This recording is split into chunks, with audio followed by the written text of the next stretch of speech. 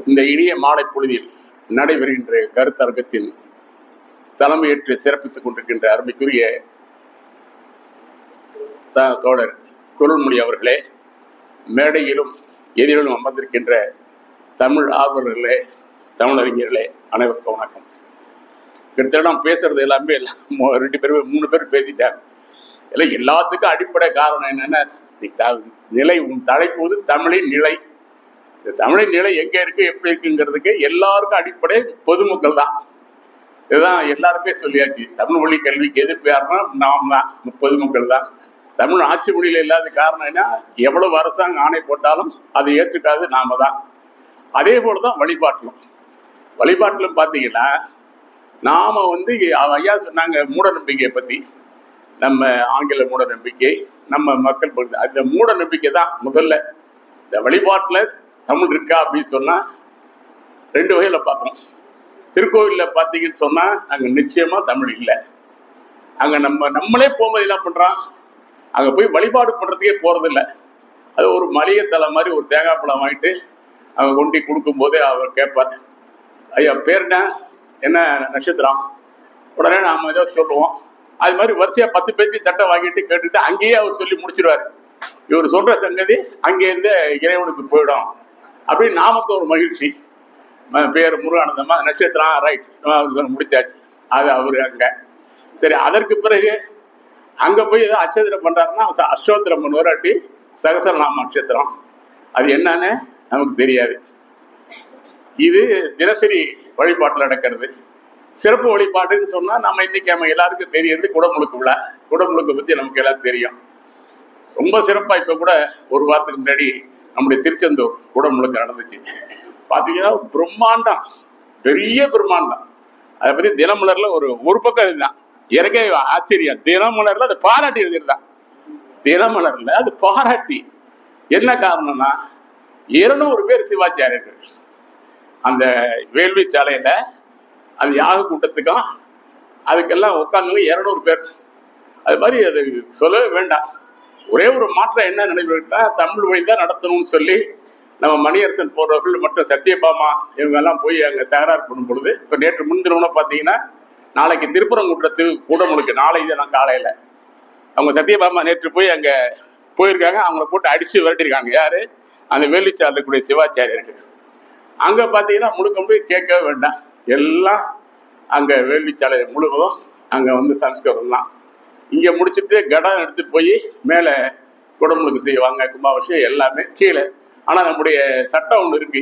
சமீபத்தில் தஞ்சை பெரிய கோயில்ல ஒரு 4-5 நாட்களுக்கு முன்பாக அந்த குடமுழுக்கு நடந்த பொழுது மணியரசன் மற்றும் அந்த சேர்ந்த பேர்லாம் ஒரு தடை வாங்கினாங்க.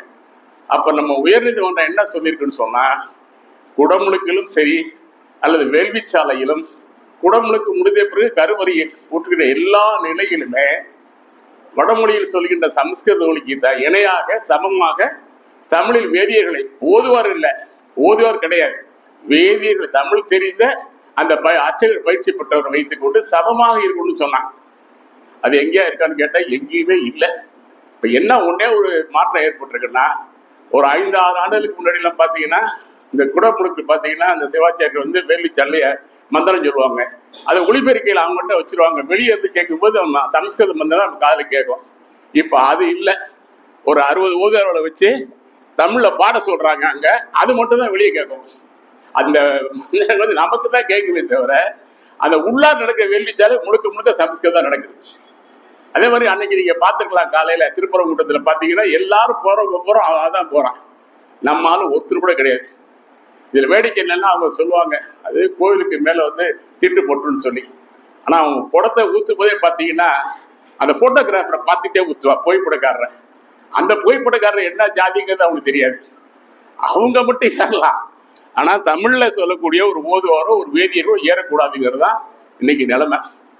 நம்ம வீட்டுல நடக்கிற விளையாட்டை பத்தி ஐயா நிறைய இது திருக்கோயில நடக்கிறது, நம்ம இல்லங்கள் நடக்கிற விழாக்கள் நமக்கு தெரியும்.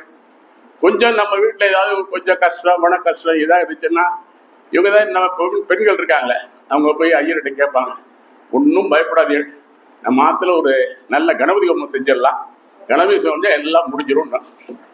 அதனால வீட்டுல பாத்தீங்கன்னா கணபதி ஹோமம் தான். அதுக்கு முதலே சொல்லிடுவாங்க, நீங்க ஒன்றும் பயப்படாதீங்க, அதுக்குரிய ஜாமெல்லாம் வாங்கிட்டு முதல்லாம் எனக்கு தெரிஞ்சு ஒரு 10-15 ஆண்டுகளுக்கு முன்னாடி ஒரு 500 ரூபாய் இல்லைட்டு அது இப்போ அப்படி இல்லை. அவங்க வர்றதே காரில் வர்றாங்க. 2 நாள் இப்படி பேசிடுவான், நாங்கள் வந்துடுறோம், 10,000 ரூபா ஃபீஸு, 10,000 ரூபா ஃபீஸு. அது தவிர இந்த லிஸ்ட்டு ஜாமெல்லாம் வாங்கிட்டு கையில் கொடுத்துருவாங்க. நீங்கள் கொழுக்கட்டை முதற்கொண்டு நாங்கள் செஞ்சு கொண்டு வந்துடுறோம். அதான் கொண்டாடுறாங்க. முதல்ல நம்ம வீட்டில் செய்வோம், இப்போ அதுவும் கிடையாது. அது வீட்டில் கணபதி ஹோமம் நடக்குது. நாங்கள் முற்றோதல் செய்ய சொல்லி எல்லாத்தையும் கேட்டேன். நான் முழுக்க இறை நம்பிக்கையாளர்.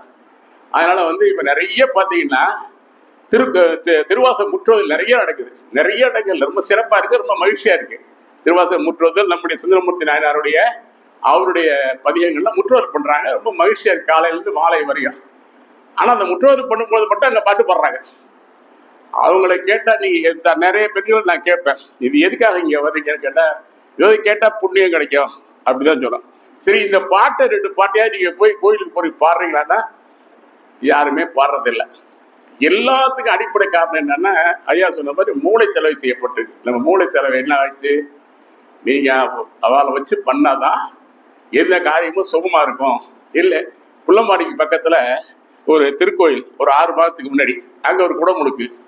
அந்த குடமுழுக்கு செஞ்ச நண்பர்கள்லாம் பாத்தீங்கன்னா எல்லாமே ஓரளவுக்கு முற்போக்கு சிந்தனை. அது குறிப்பா ஆளுங்கட்சியை சேர்ந்தவங்க தான் அவங்க எல்லாம். என்கிட்ட குன்றக்குடி சாமியை கூப்பிடணும் குடமுழுக்குன்னாங்க. நான் சொன்னேன், கூப்பிடலாம், ஆனா நீங்க தமிழ் மொழியில குடமுழுக்கு நடத்துங்கன்னு கேட்டேன். அவங்க உடனே அவர் பேசுறாரு, அந்த ஊர்க்காரங்கிட்ட பேசிட்டு, ஐயா வேண்டாம் அப்படின்னு. ஏங்க அண்ணன், இது ஏங்க வம்பு, நாங்க போய் நான் தான் இது நடத்தினோம்னா இந்த வருஷம் திடீர்னு மழை பெய்யாம போச்சுன்னா எங்க ஊருக்கு என்னதான் திட்டமா, இது வேற ஐயனை வச்சு இவங்க பண்ணல, அதனாலதான் நம்ம ஊர்ல மழை பெய்யலம்மா, 2 மாடு செத்து போயிடும், உடனே இதனாலதான் இவனாலதான் போச்சு அப்படிமா, அதனால வேண்டாம் அப்படிங்கிறான். அப்போ எந்த அளவுக்கு படித்தவர்கள் எல்லார் மனதிலையும் மூளை செலவு செய்யப்பட்டிருக்கிறது நாம நல்லா தெரிஞ்சுக்கலாம். ஆனா இதுக்காக இந்த நம்முடைய வரலாற்றை பார்த்தோம்னு சொன்னா, அது குறிப்பா அர்ச்சனைன்னு சொல்றாங்க. இந்த அர்ச்சனைங்கிறது சஹஸ்ரநாம அர்ச்சனை, அஷ்டோத்திர அர்ச்சனை நிறைய பண்ணுவாங்க.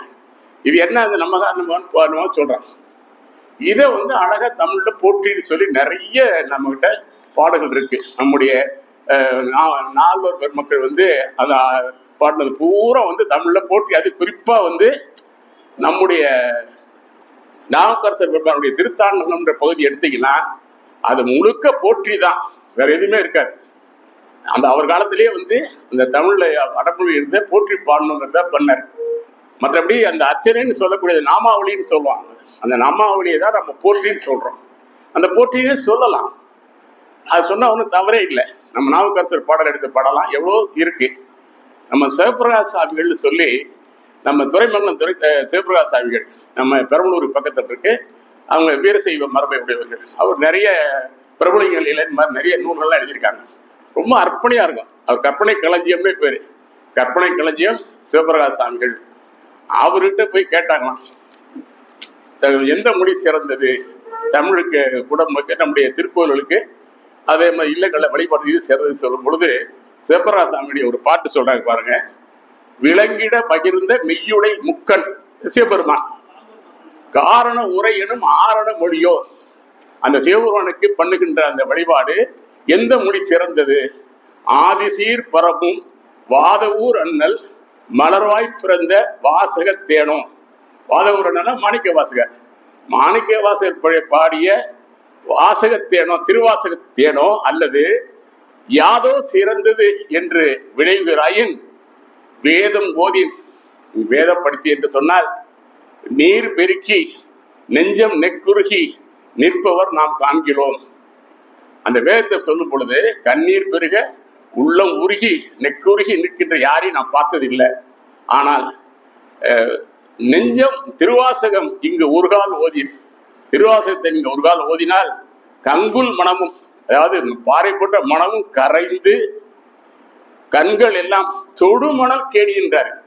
தொடுமணல் கேணி, கேணியில ஊறுகின்ற நீரை போல கண்கள் இருந்து நீர் குட்டுகிறது, சுரந்து நீர் பாய மெய்மயிர் பொடிப்ப விதிர் விதிர்ப்ப எய்தும் அன்பர் ஆகுனர் அன்றி மன்பதை உலகில் மற்றோர் இளர் அப்படின்னு சொல்லி நம்ம சிவபிரகாஷ் சாமி எவ்வளவு அழகா சொன்னார் பாருங்க.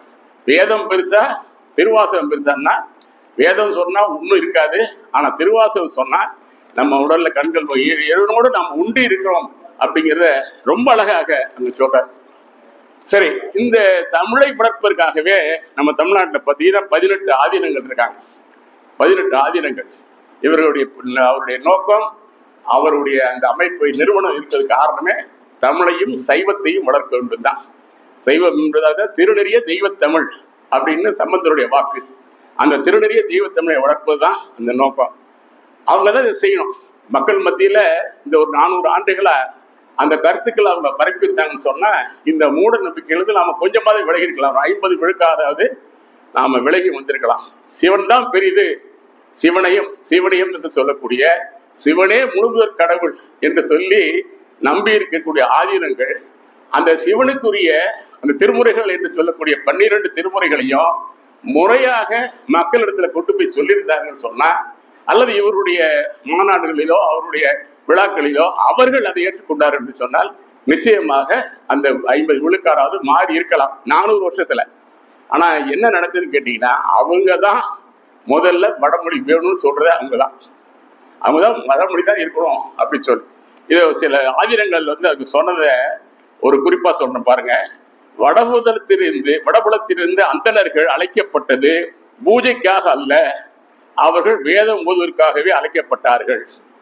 இதை ஒருத்தர் சொல்றார், ஒரு ஆதீனம் சொல்றக்கூடிய ஒரு கூற்று. அவர்கள் வேதத்துக்காக அங்கேருந்து அழைக்கப்பட்டார்கள். அது மட்டுமல்ல, திருவிளையாடல் புராணத்துல வலை வீசிய படலம்னு ஒண்ணு இருக்கு.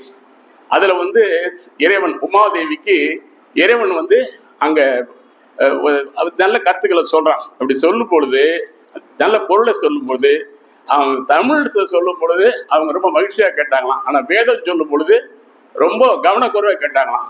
இதுக்காக அவன் என்ன பண்ண ஒரு பெரிய சாபம் விட்டுறான். சிவபெருமான் நீ போய் வளர்ச்சியா பிறக, இந்த பரதவர் குளத்துல போய் மீன்வர குளத்துல போய் நீ அங்க பிறக்க என்று சொல்லி சாபம் விட்டாங்க. அதனாலதான் அவங்க அப்படி பிறந்தாங்க. அதனால வேதத்தை கேட்காதனால உமாதேவிக்கே இந்த சாபம் ஏற்பட்டது அப்படிங்கிறத பத்தி அவர் ரொம்ப இதா சொல்றாரு. அதே மாதிரி பாத்தீங்கன்னா, வேதம் தழைத்தோக மிகு சைவத்தமிழ் உயர்த என்று கூறிய சேக்கிழார் சொல்றாரு. அப்படி சொன்னவர் வேதம் தழைத்தோங்க தானே சொன்னாரு அப்படின்றது அவர் சொல்றாரு. இதெல்லாம் யார் சொல்றாங்கன்னா நம்ம சன்னிதானங்களுடைய பேச்சு. அதே மாதிரி ஞானசம்பந்தருடைய இதெல்லாம் சொல்லும் பொழுது இதெல்லாம் அவங்க சொல்றாங்க, வடமொழிதான் வேணுங்கிறதுக்கு இது மாதிரி நிறைய எடுத்துக்காட்டுலாம் சொல்றாங்க. நம்ம சைவ நூல்ல இருந்து எடுத்துக்காட்டு சொல்லி வேதம் தான் முதன்மையானது, ஆரியன் கண்டாய் தமிழன் கண்டாயின்னு சொல்லி அப்பர் பெருமான் சொல்வார். அதெல்லாம் எடுத்து சொல்றாங்க. ஆனா நம்முடைய பதில்களுக்கு என்னன்னு சொன்னா, இதே அப்பர் பெருமான் ஞானசம்பந்தர், இது ஞானசம்பந்தர் ஒரு அந்தனர், அவர் அந்தனர். ஆனா அவர் பாத்தீங்கன்னா அவருக்கு உபநயம் நடக்குது, அவரு பூணூல் போற விழா. அந்த விழாவுல வேதம் சொல்றாங்க. அப்படி சொல்லும் பொழுது அவர் நிறுத்த சொல்லிடுறாரு. வேதம் சொல்ல வேண்டாம்னு சொல்லிட்டு தமிழ் வேதம் ஓதினார் என்று சொல்லி பெரிய புராணத்துல வருது. அவர் அதை நிறுத்த சொல்லிட்டு தமிழ் வேதம் ஓதினார் என்று சொல்லுது. வேதம் நிந்தனை செய்து உடல் ஆதமில் அமனர் என்று சொல்லி இவங்க சொல்றாங்க. யாரு? நம்ம சன்னிதானங்கள். வேதத்தை நிந்தனை செய்தால் அது மிகப்பெரிய தவறு அப்படின்னு. தக்கன் வேள்வியில் நம்ம கேள்விப்பட்டிருக்கோம். அது திருவிளையாடல் படத்துல வந்ததுக்கு அப்புறம் அது நல்ல பிரபலமான விழா. அந்த சிவாஜி கணேசனும் அங்க சாவித்திரி ரொம்ப அருமையா நடிப்பாங்க. அந்த அம்மாவுக்கு என்னதான் பெற்றோர் பாசம், தகப்பன் பார்த்து நான் போயிட்டு வர்றேன் யாருக்குங்கிறாங்க. அவர் சிவாஜி கூடாதுன்னு பாரு, அவரோட அழகா பேசுவார் சிவாஜி. தக்கன், அவனுக்கு அறிவு ஏராளம், ஆனா ஆணவம் அதை விட ஏராளம் பாரு சிவாஜி, ரொம்ப அழுத்தமா அந்த கதை. அதுல பாத்தீங்கன்னா அவன் வேள்வி செய்யறான். அந்த தக்கனை பத்தி பாத்தீங்கன்னா பெரிய புராணத்துல மற்றதெல்லாம் பாத்தீங்கன்னா அவன் ஒரு சிவன் எதிர்ப்பாளர், சிவன் மறுப்பாளர், வேள்வியை முகத்தா கொண்டவன். இந்த நமக்கு அடிப்படையில ஒரு விஷயம் இருக்கு, நமக்கு சமஸ்கிருதினா அவங்க வேள்வியை தான் முக்கியமா வைப்பாங்க. ஆனா நமக்கு அது இல்லை. நாம பூவும் புனலும் கொண்டு செல்வதுதான் நம்முடைய மரபு. நம்முடைய சைவ மரபு என்பது பூவும் புனலும் கொண்டு போய் தான் கோயிலுக்கு போவோம். ஆனா அவங்க மரபு வேள்வி வச்சுதான். இன்றைக்கு நிறைய கோயில்ல யாரும் செய்யறது இல்லை. இப்ப பாத்தீங்கன்னா சில கோயில கிராமங்கள்ல செய்யறாங்க. இந்த கோயில்ல முதல் காலம்னு சொல்லுவாங்க. அப்ப பாத்தீங்கன்னா அந்த கோயில் திறந்த உடனே அங்க ஒரு சின்ன வேள்வியை வச்சு அதை செஞ்சு முடிச்சுட்டு தான் அப்புறம் தான் கோயிலுக்கு உள்ளாரே கதவை திறப்பாங்க. அது இப்ப நடக்கிறது இல்லை. அதனால அவங்க வேள்வியை தான் முதன்மையா செய்வாங்க. நம்ம அப்படி இல்லை. அந்த தக்கன் அதனாலதான் அவன் வேள்விதான் செய்யறான், சிவனை அழைக்கல. இது என்ன காரணம்னு சொன்னா, அவன் சிவனுக்கு எதிரானவன், அந்த வடமொழி பற்றாளர். இதை அழகா மாணிக்கவாசகர் ரொம்ப பிரமாவ சொல்றாரு. அந்த திருவுந்தியார்ன்ற பாடல்ல சொல்றாரு, தக்கனை என்றோ தலையை அளித்தார், தக்கன் மக்களை சூழ் நின்று உந்தி பெற. மடிந்தது வேள்வி என்று உடிந்தி வர. மடிந்தது வேள்வி எவ்வளவு அருமையா சொல்றாரு. மடிந்தது வேள்வினே சொல்றாரு. தக்கன் வந்து இவ கூப்பிடல, இவர் அவருடைய பூதகணங்களை அனுப்புறாரு, அந்த வேள்வியை ஒழிக்கிறார். யாரு? சிவபெருமான். அதை வந்து மாணிக்கவாசகர் ஏற்றுக்கிட்டு ரொம்ப அழகா அந்த இடத்துல சொல்றாரு. இதே மாதிரி நம்ம பாத்தீங்கன்னா தமிழ்ல இருந்து எவ்வளவு எந்த பாடத்தை சேக்கிலார் சொல்றாரு பாருங்க. சென்னியிலும் சிந்தையிலும் மலர்வித்து, சென்னினா நம்முடைய தலையிலையும் சரி நம்முடைய சிந்தையிலையும் மலர்வித்து திருப்பதிகம் பண்ணு தமிழ், அந்த திருப்பதிகமாகிய தமிழை நீங்கள் பாட வேண்டும் அப்படிங்கிறது சேக்கிலாருடைய கூற்று. அதே மாதிரி பட்ட கொன்றை சடையாருக்கு ஒற்றை தெரிய கொஞ்சம் தமிழால் திரிவோனே, இது அருணகிரிநாதர் பாடுறார். கொன்றை சடையார சிவபெருமான், கொன்றை சடையாருக்கு ஒன்றை தெரிய கொஞ்சம் தமிழால் பாடுக அப்படிங்கிறது அருணகிரிநாதர்.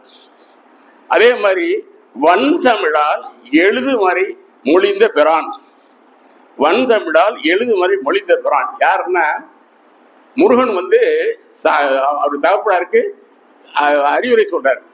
அதுதான் சாமி வேலை. அப்பனுக்கு புத்தி சொல்ல சுப்பன்னு சொல்லுவாங்க. சாமி வேலையுடைய தேர்வு என்னன்னு சொன்னா, அங்க முருகன் தான் சிவனுக்கு அங்க வந்து இதை உணர்த்தினார், ஓம்ங்கிற ஓம்காரத்தை உணர்த்தினாருங்கிறது. அதுதான் இவர் என்ன சொல்றாரு, வன் தமிழால், தமிழ்ல தான் சொன்னார் முருகன்.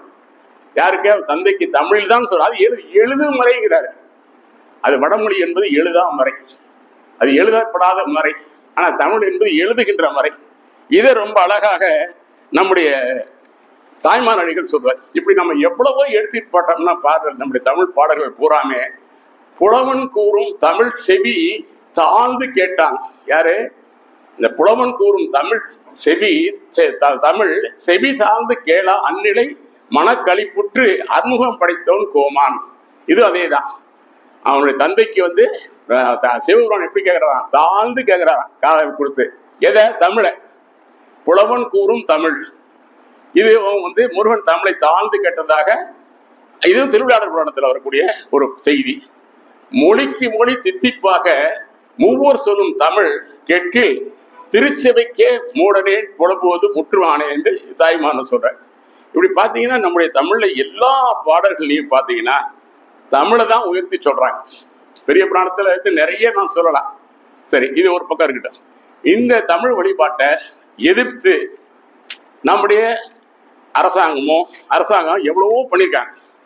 தமிழுக்காக தான் மடணும். இது வந்து எப்ப தொடங்குச்சுன்னா முதல்ல 1961 1961 அன்னைக்கு பக்தோசலம் வந்து இந்த அரணத்தில் அமைச்சராக இருந்தார். அவரிடத்துல போய் முதலாக நம்முடைய மகா சன்னிதானம் குன்றக்குடி பெரியவர் இருந்தார். நேற்றைய தினம் அவருடைய 100ஆண்டு விழா முடியுது. அவர் நம்ம எல்லாத்துக்கும் தெரியும். குன்றக்குடி அடிகளார் வந்து ஒரு சமூக ஞானி. அவர் வந்து மிகச்சிறந்த ஒரு தமிழ் பற்றாளர். அவர் தான் வந்து நம்ம சட்டமன்றத்தில் அவர் மேலே உறுப்பினராக இருந்த பொழுதுதான் இந்த தமிழ்ல இருந்து அர்ச்சனை கொண்டு வரணுங்கிற அந்த சட்டத்துக்கு மிக துணையாக கலைஞரோடு இருந்தவர் தான் நம்முடைய அடிகளார் பெருமானவர். அதை பத்தி நிறைய சொல்லலாம். அப்போ வந்து 61 இவர் போய் சொல்றாரு பக்தோசலத்துக்கிட்ட, தமிழ்ல வந்து அர்ச்சனை செய்யணும் அப்படி சொன்னா அவர் முதல்ல மறுத்துடுறாரு. அதுக்கப்புறம் அவர் அடிகளார் என்ன பண்றாருன்னா, தமிழ்நாட்டில் தேப்ப மீனாட்சி சுந்தரனார், பிடி ராஜன் மற்றக்கூடிய பெரிய பெரிய அறிஞர்களெல்லாம் கூட்டிக்கிட்டு 63 பேரையும் கூட்டி வர. அதுவும் அந்த நம்ம சேக்கிலார் பெரிய புராணத்துல ஒரு 63 நாயன்மார்கள் மாதிரி 63 வந்து மீண்டும் அவர் பக்தோசலத்தை கூட்டிட்டு போய் தமிழ்ல வழிபாடு செய்யணும் அவர் ஒத்துக்கிட்டு மதுரைக்கு வந்து முதலாக தமிழ் அர்ச்சனை தொடங்கப்பட்டது. ஆனா அப்ப என்ன போட்டாங்கன்னா, எல்லா திருக்கோயிலையும் இங்கு தமிழிலும் அர்ச்சனை செய்யப்படும். அந்த உண்மை வந்து இழிவு சிறப்பு உண்மை. தமிழிலும் அப்படி சொன்னா தமிழிலும் ரொம்ப இழிவு சிறப்பு உண்மையாக போட்டது. அது நீண்ட நாளா அப்படியே வந்துட்டு இருந்துச்சு. அது 1969 பாத்தீங்கன்னா அப்போ வந்து 69 தாழ்த்தப்பட்டோர் பொருளாதார கல்வி வளர்ச்சி மற்றும் தீண்டாமை ஒழிப்பு ஆணைக்குழு அப்படின்னு ஒரு குழு அமைக்கப்பட்டாங்க நம்முடைய அரசு, அன்றைக்கு இருந்த அரசு.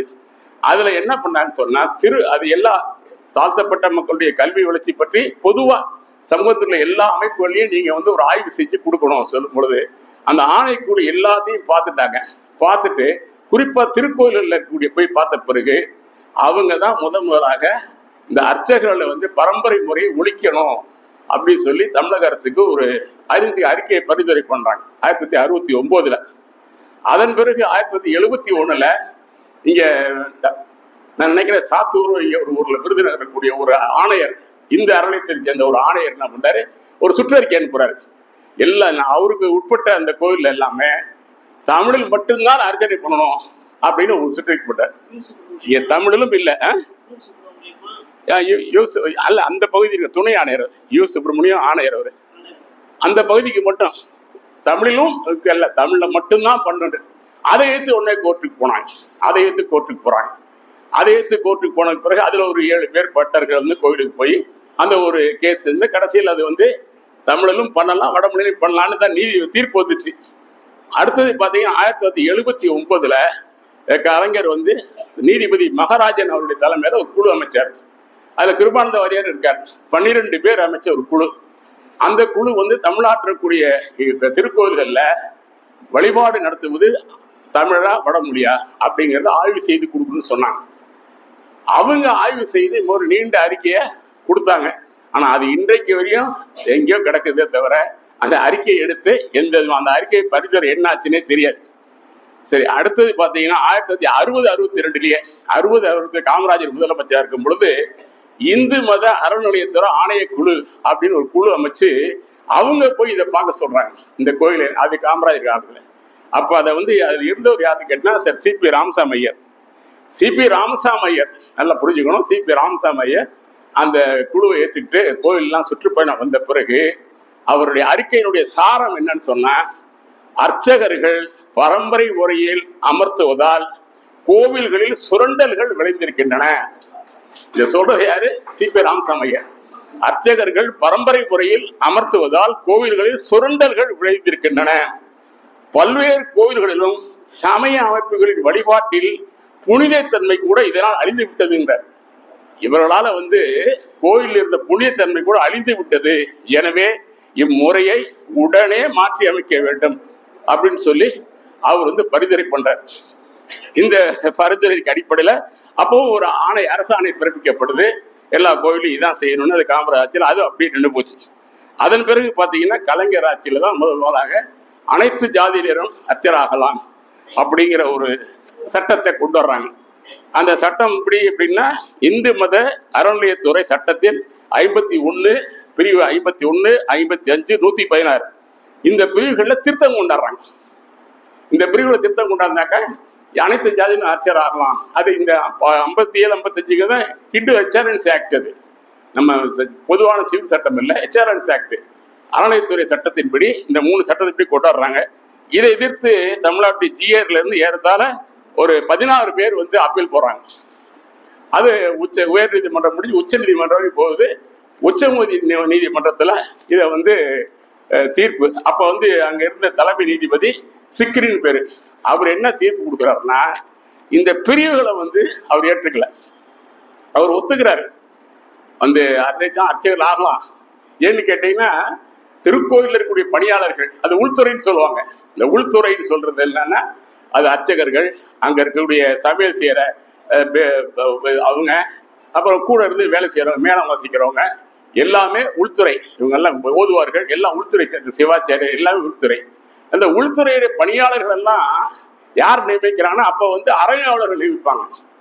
அந்த அரங்காவலர்கள் வந்து இவங்க எல்லாரும் ஒரே கேட்டகரியில பணியாளர்கள் தான் நியமிக்கிறாங்க. அப்படி நியமிக்கும் பொழுது மற்றவர்களுக்கு என்ன தகுதியோ அதே தகுதியின் அடிப்படையில தான் இவங்களை நியமிக்கணும். மற்றவர்களுக்கு வந்து ஒரு 8ஆம் வகுப்பு படித்திருக்கணும் சொல்றாங்க. ஆனா அர்ச்சகர்களுக்கு மட்டும் அதுல பயிற்சி கேட்கறது இல்லை. பரம்பரை முறை அவருடைய தாத்தா அப்பா இருந்தாங்களோ அது மாதிரி இவங்களுக்கு அந்த உரிமையை கொடுக்கணுங்கிற மாதிரி இருந்தது. அது இந்த பிரிவுகள்ல சரி ஏற்பட்ட அந்த சட்டத்தினுடைய நுணுக்கத்துல சில தவறு இருந்ததுனால அந்த ஜட்ஜி நீதிபதி என்ன பண்றாருன்னா, இதை மாற்றி நீங்கள் வந்து இதை கொண்டு வந்தால் இது பரிசீலிக்கப்படலாம்னு சொல்லி ஒரு தீர்ப்பு சொல்லிடுறாரு அப்போ சுப்ரீம் கோர்ட்ல. அதன் பிறகு பாத்தீங்கன்னா 2006 வந்து ஒரு வழக்கு வருது. அதுவும் மதுரை மீனாட்சி அம்மன் கோயில இருந்த அந்த பட்டர்கள்லாம் சேர்ந்து தொடுக்குறாங்க. அப்போ காரணம் என்னன்னா, அப்ப அரசாங்கம் ஒரு ஆணை பிறப்பிக்கிறாங்க. மீண்டும் அது தமிழ்நாடு முழுவதும் பிறப்பிக்கிறாங்க. தமிழ்நாடு முழுவதும் தமிழில் தான் அர்ச்சனை செய்யப்படும் சொல்லி அந்த அரசு ஆணை 118/23/5/2006 ஒரு இது கொண்டாடுறாங்க. இதுக்கு அவங்க உயர் நீதிமன்றத்துக்கு போறாங்க. அதுக்கு தீர்ப்பு வந்து 16/12/2015 தீர்ப்பு வருது. அந்த தீர்ப்புல அவங்க என்ன சொல்றாங்கன்னா, இது ஒரு குழப்பமான நல்ல சிறப்பான தீர்ப்பு தான். ஆனா அதை நம்முடைய தமிழ்நாடு அரசு புரிஞ்சுக்கிட்ட விதம் சரியா புரிஞ்சுக்கல. அதுல என்ன சொல்றாங்கன்னா, அதாவது அர்ச்சகர் ஆவதற்கு ஜாதி தடை இல்லை அப்படின்னு தெளிவா சொல்லிடுறாங்க. அர்ச்சகர் ஆவதற்கு ஜாதி தடை இல்லை. ஆனால் அந்த அந்த இடத்துக்கு வரணும்னு சொன்னா அவர்கள் வந்து ஆகம விதிகள் படி பயிற்சி பெற்றுக்கணும் அப்படின்னு ஒரு கிளாஸ் சேர்க்கிறாங்க. இது தவறு இல்லை.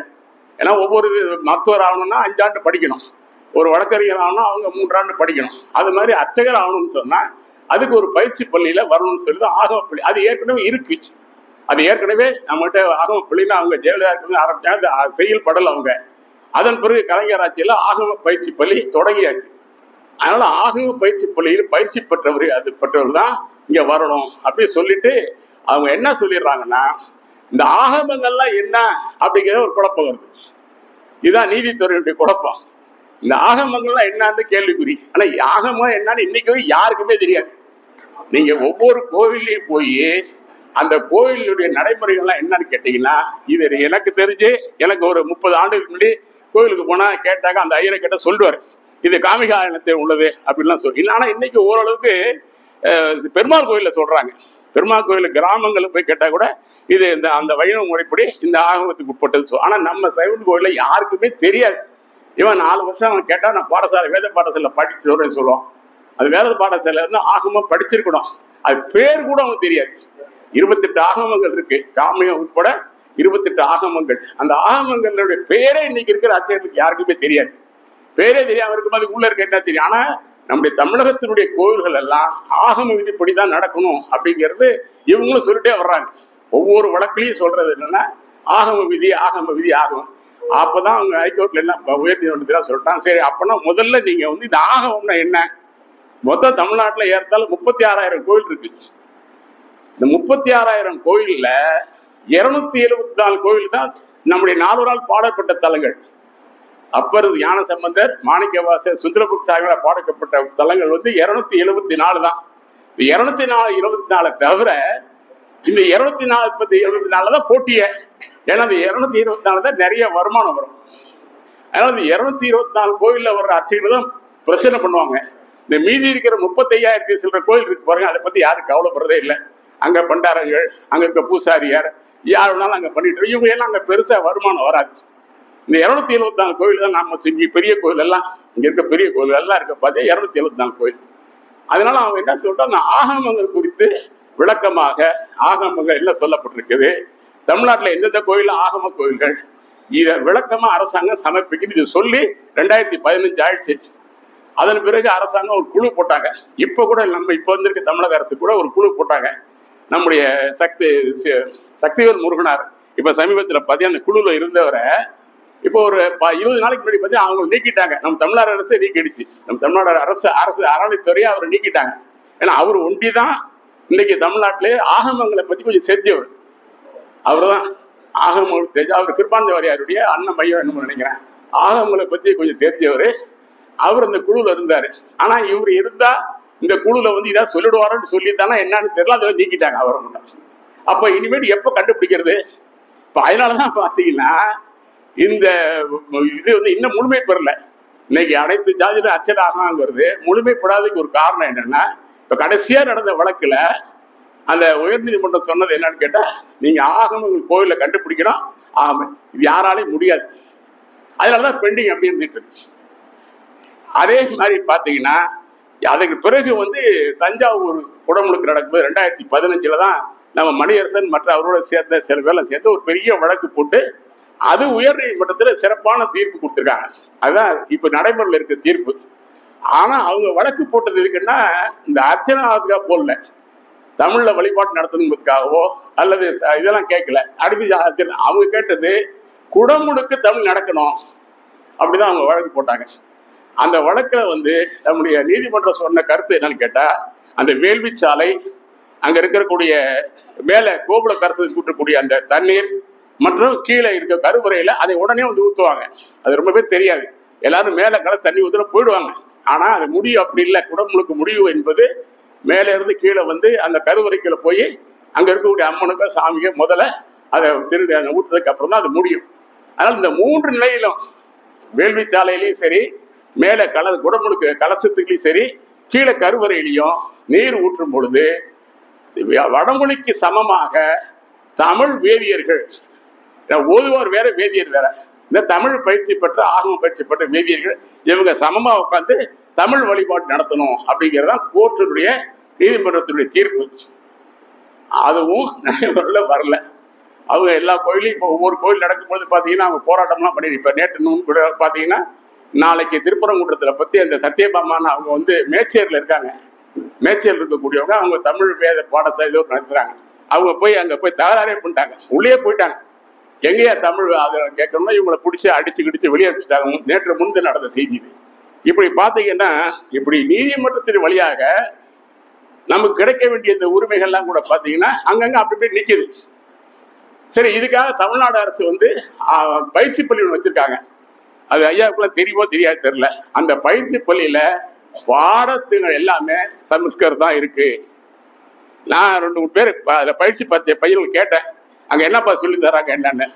தேவார திருவாசு கொஞ்சம் தான் சார், ஆனால் எங்களுக்கு பூரா இருக்கிறது பூரா சமுதாயம்லாம் எங்களால் படிக்க முடியல அப்படின்னா அங்கே இருக்கக்கூடிய படிச்சிருந்த பையன் சொல்றாங்க. அங்கே இருக்க பாடத்திட்டமே அப்படி இருக்கு.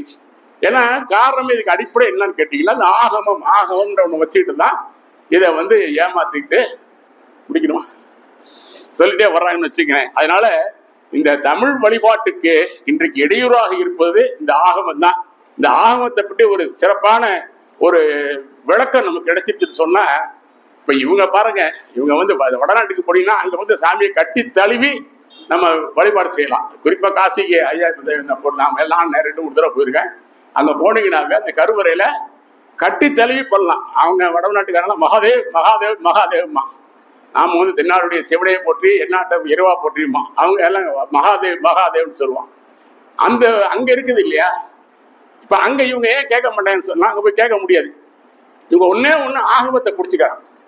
தமிழ்நாட்டில் இருக்கிற ஆகமங்கள் படி இங்க நடக்கணும். ஆகமம் என்னன்னு சொன்னா அதுவும் தெரியாது. இங்க ஆகமம் அது உண்மையிலேயே வந்து பாத்தீங்கன்னா நிறைய பேர் தமிழறிஞர்கள், காசு பிள்ளை போன்றவர்கள், பூர்ணலிங்க பிள்ளை போன்ற மிகப்பெரிய தமிழ் அறிஞர்கள், சைவர்கள், அவங்கள திருநெல்வேலி பிள்ளை மாறவங்கலாம் சைவத்தில் ரொம்ப ஆழ்ந்து தோய்ந்தவர்கள்.